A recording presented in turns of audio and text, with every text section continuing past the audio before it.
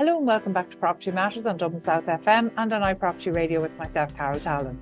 You can contact us on social media at iPropertyRadio or email hello@iPropertyRadio.com. Joining us today is returning guest Robert Colleran of Robert Colleran Property Consultants, an Irish company that specialises in development land sales and, of course, commercial property.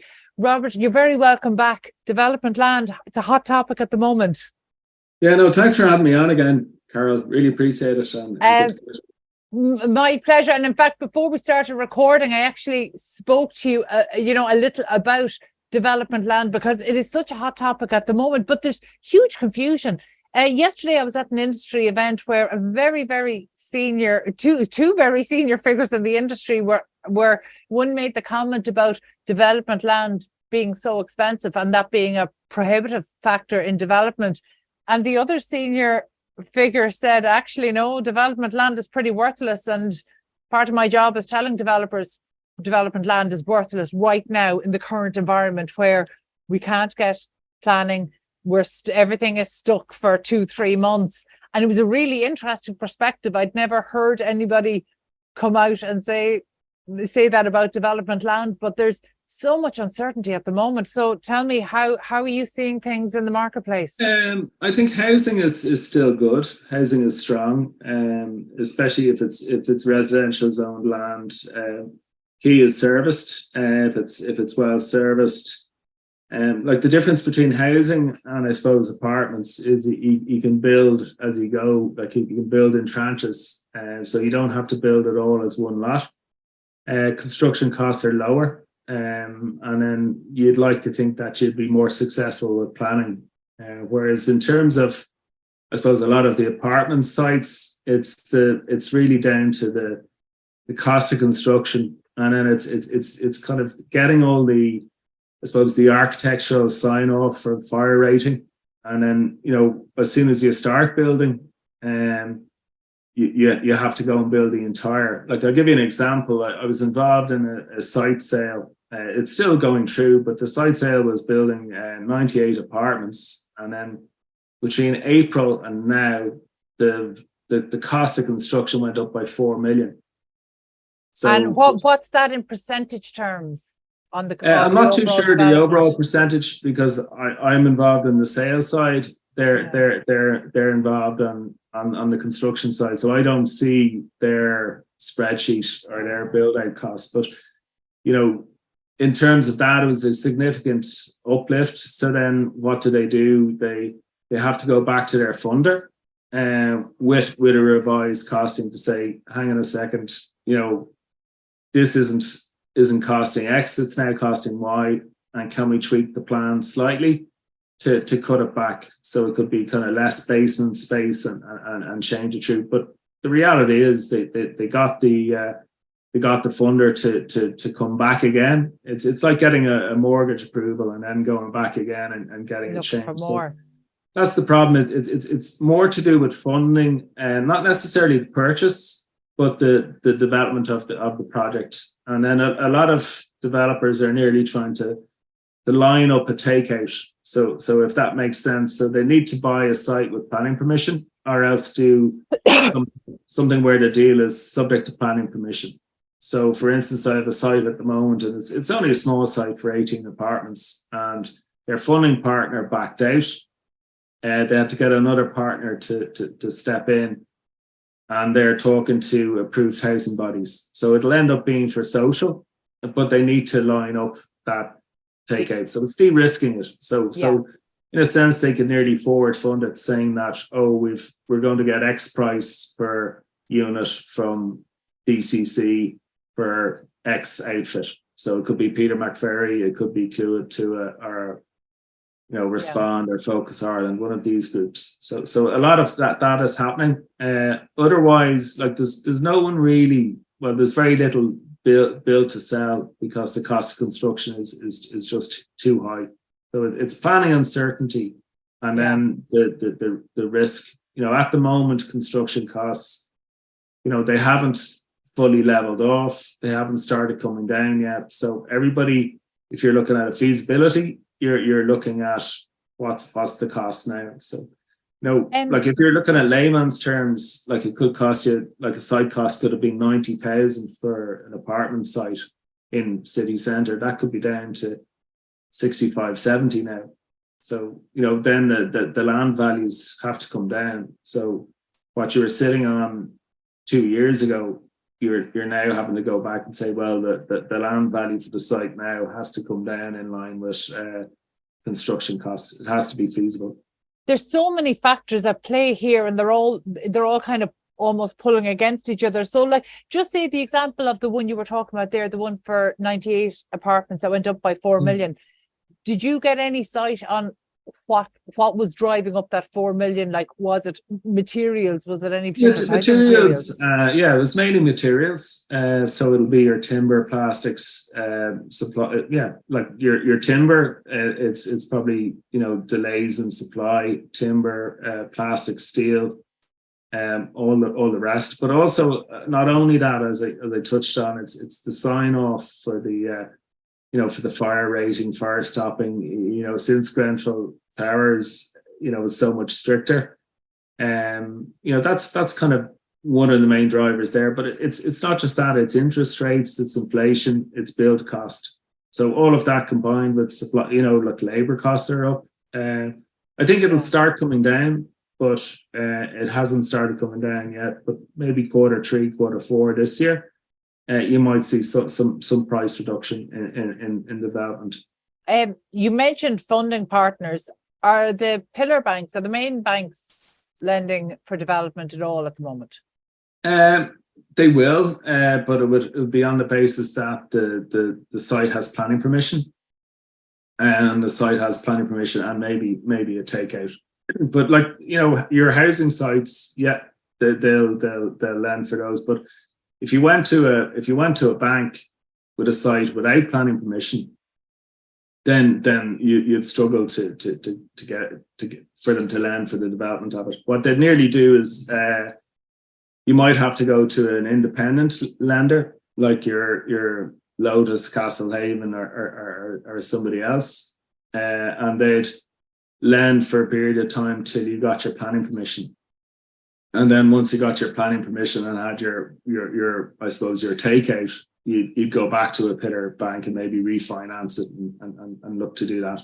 So yeah, but from the sounds of it, even the pillar banks are only essentially working as bridging under another name. They're essentially only doing that if they see their exit, they see the buyers. So yeah, they won't take on a site without planning permission.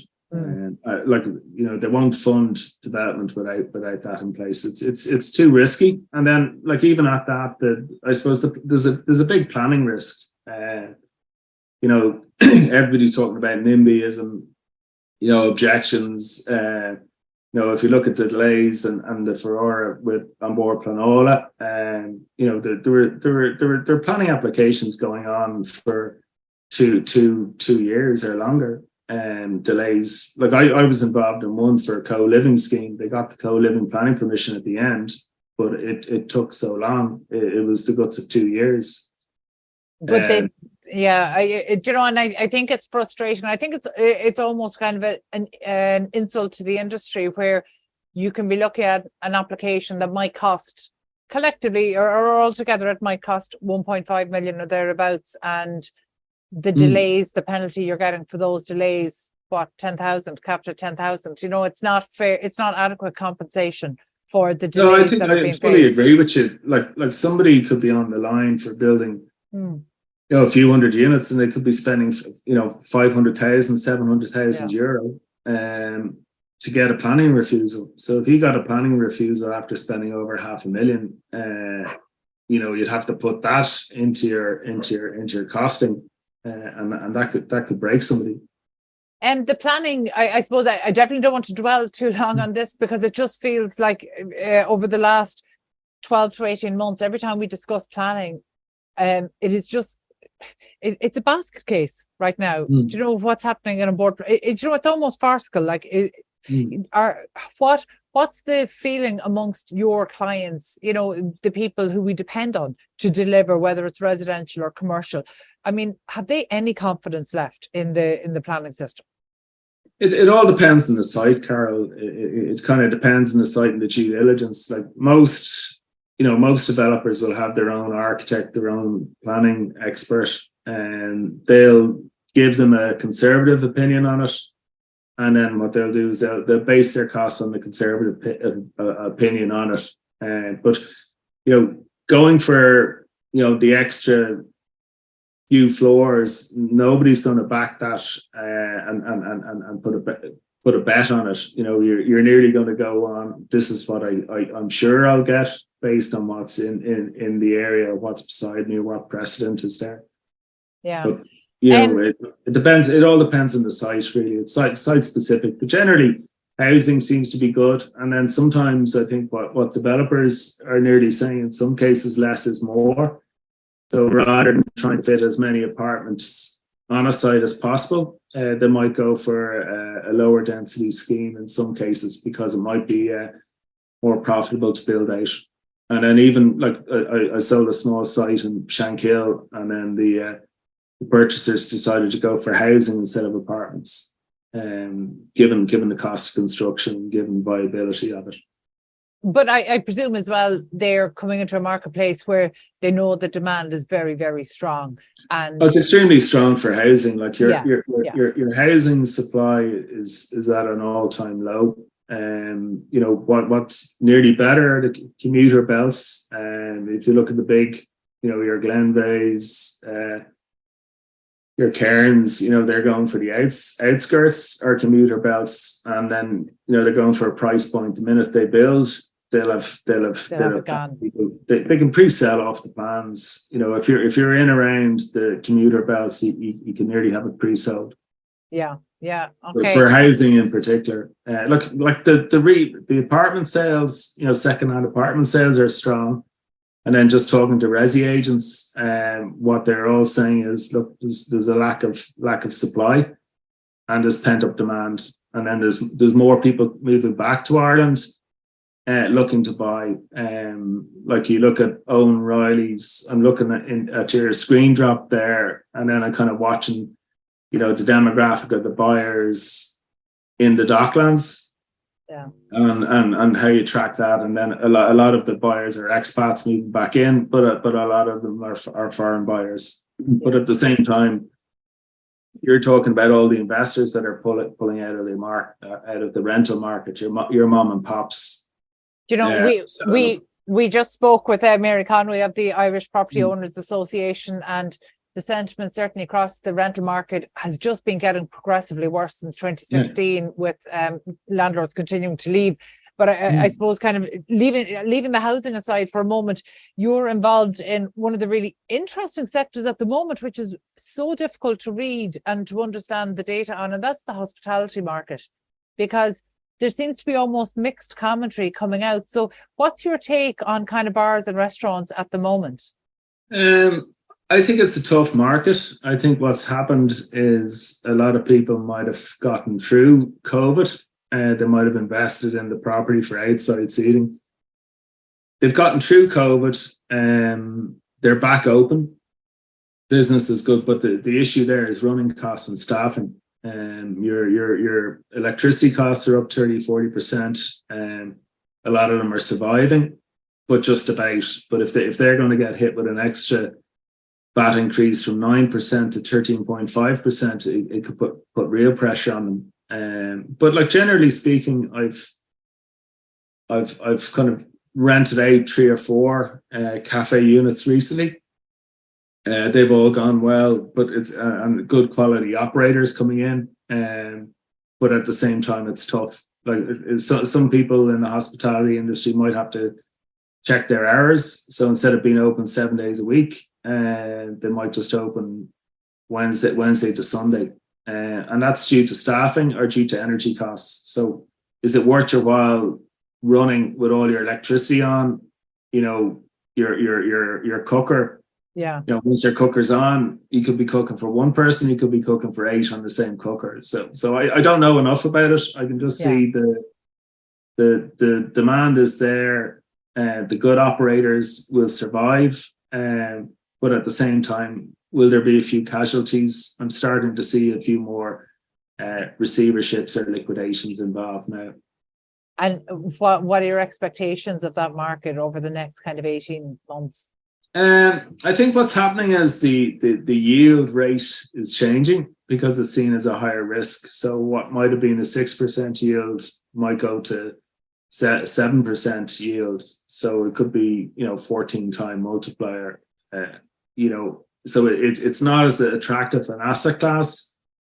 Some investors might jump into it thinking that they get value now, and then it'll balance its way out as say electricity costs even out over time. There are talks. You get the minister talking about reducing energy costs. Other talks about trying to keep the energy costs down. We'll see how that pans out. But at the moment, it's a tough market.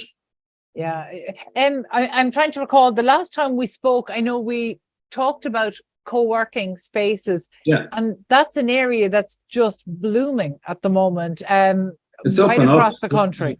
So what kind of projects are you working on right now, or what are you seeing kind of through your client base? Well, what I'm seeing is, I suppose, flexible space. It's all about kind of creating that nearly a lot of guys are looking for flexible lease terms. Like your serviced office providers are flying it, and they've gone up again. I think it's probably 25% of the market now, as opposed to 15%, because at a time of uncertainty, you can tie in with a 12-month contract. Your all your costs are set. So, say for example, a lot of the operators, they might charge €500 per desk. Per person. So straight away that's €500 per person.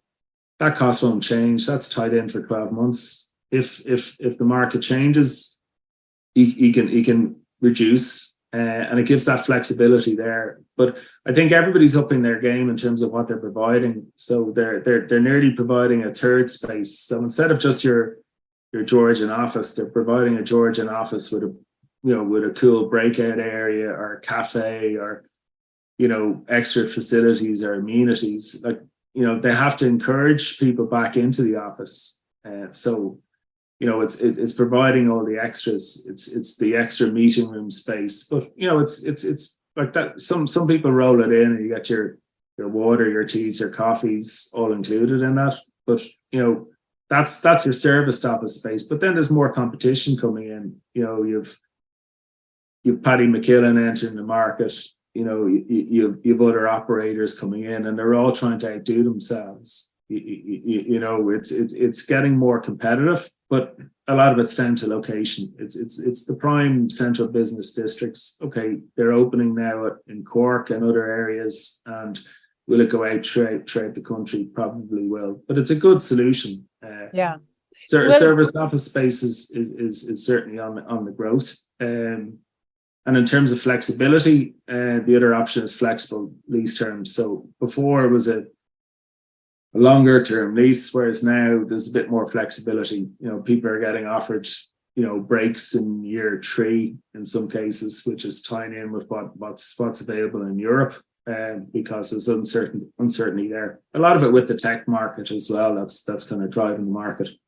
And then you'll have grey space churn where guys have grey space that they're not using, and then they're more open to doing short term because they might grow back into the space as well. So that'll start coming through a bit more now. It's a very different marketplace. I was surprised very recently. I spoke to somebody who's looking at kind of a headquarters shift, and I was so surprised to learn that they're only looking at newly built kind of headquarter spaces that have been developed within the last 5 years, and they were looking at some of these grey spaces that you talk about.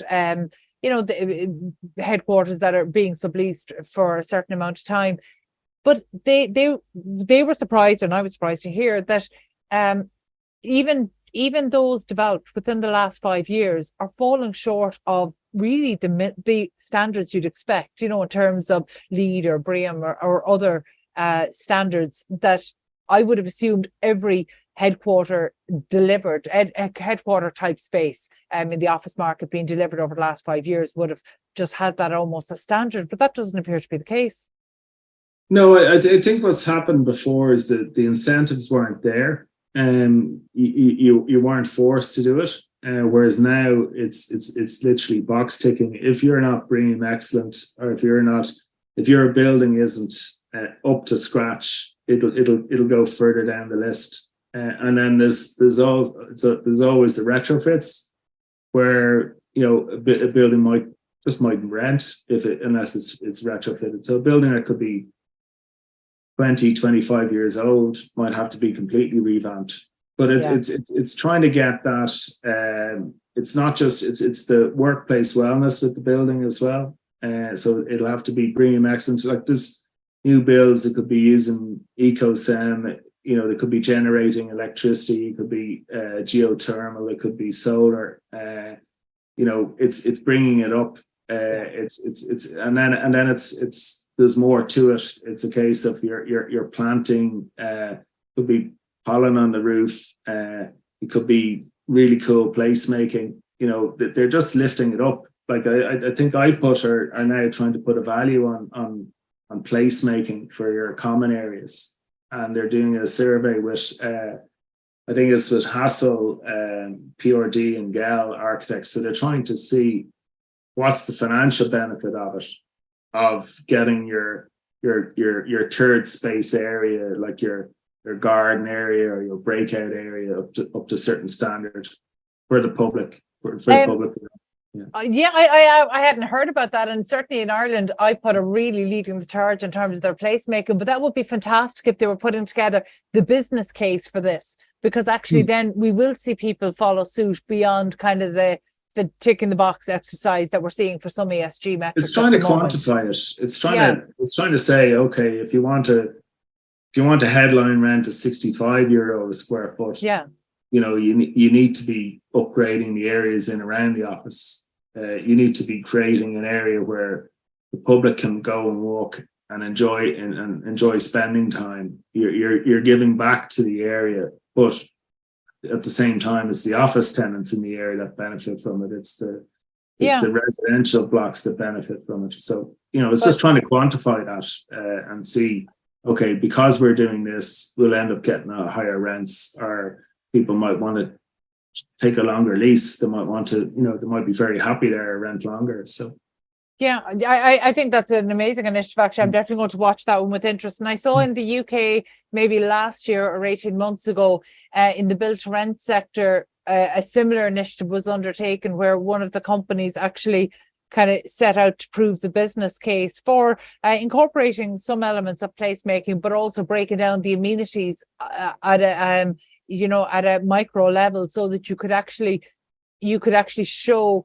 which you could prioritize the business case for each of the individual amenities. And it was a very compelling study, because actually suddenly it went from these things being nice to have, or this being almost a socially driven initiative, to actually saying, no, this is good for business as well. So it's good business, but it's also good for the occupants. And I know that that's particularly important across the build to rent sector. And in Ireland, I don't think we've gotten to that point. I think we don't have that level of maturity in the marketplace yet, but it's certainly something I'd like to get to.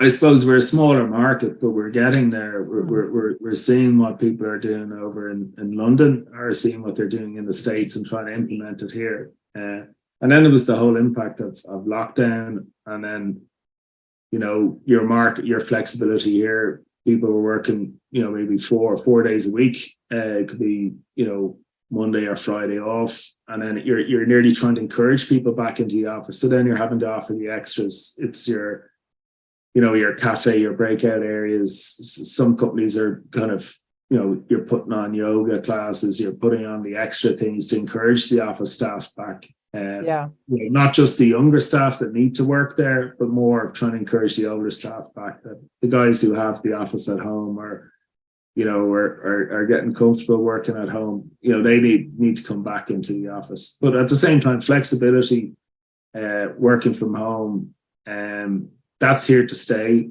But it could be your 3-4 day week. But it's here to stay. That's the thing. And that's a really good note to finish on as well, because I agree with you. I think flexibility, working from home, but actually working from home also bleeds into the co-working spaces in rural and regional areas as well, which I think is a really strong one.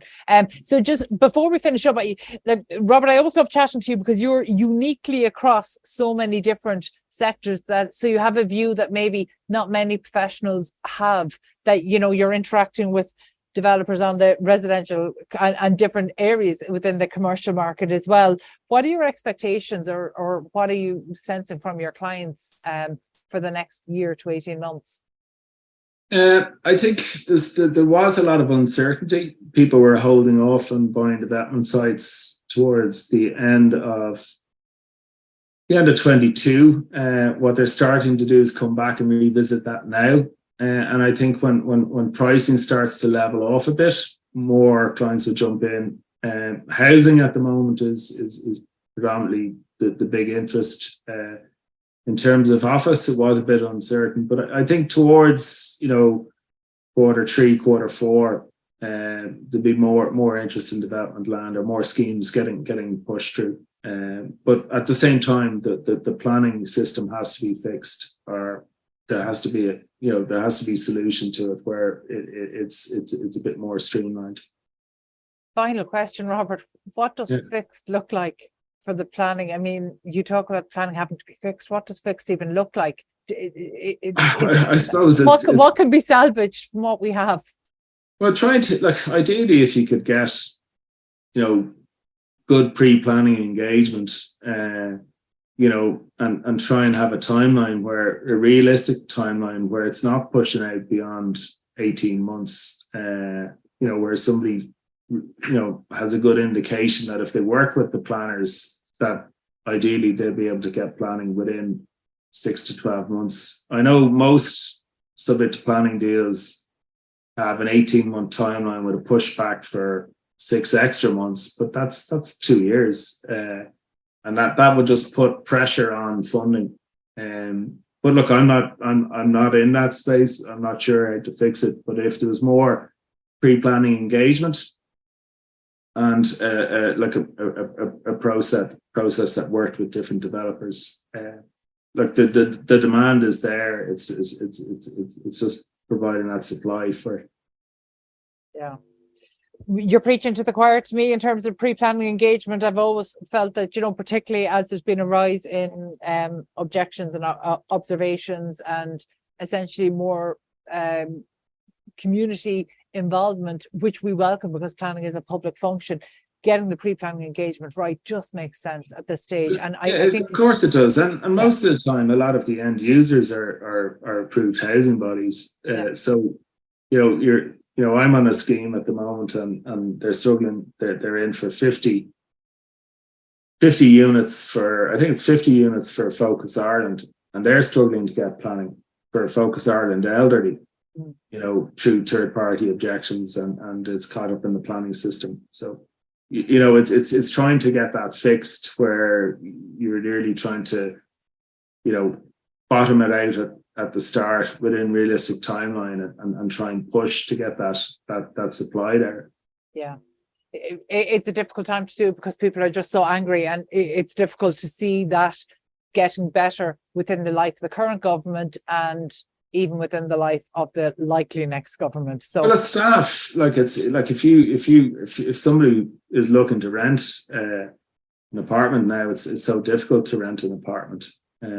You know, you've put a stop to co-living. You know, that's been banned, but at the same time, there's not enough rental accommodation here. And if you're looking at Ireland and the amount of inward immigration coming into the country, and we can't supply enough apartments for them.